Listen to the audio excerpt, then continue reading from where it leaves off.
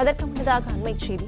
கர்நாடக அணைகளில் இருந்து இன்று காலை 10 மணி நிலவரப்படி வினாடிக்கு 55,000 கன அடி உபரி நீர் திறக்கப்பட்டிருக்கிறது. கர்நாடக அணைகளில் இருந்து இன்று காலை 10 மணி நிலவரப்படி வினாடிக்கு 55,000 கன அடி உபரி நீரானது திறக்கப்பட்டிருக்கிறது.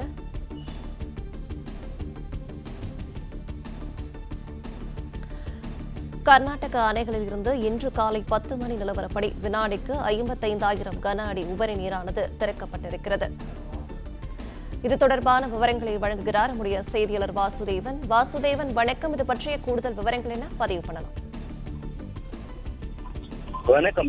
கேஆர்எஸ் கபினி அணைகளில் இருந்து காவிரியில் இருந்து திறக்கப்படும் நீரின் அளவானது நேற்று 78,000 கன அடியாக இருந்தது. இன்று காலை நிலவரப்படி 47,000 கன அடியாக இருந்தது. தற்பொழுது கேஆர்எஸ் அணையில் இருந்து நீர் வெளியேற்றத்தின் அளவு 10,000 கன அடி அதிகரித்துள்ளது.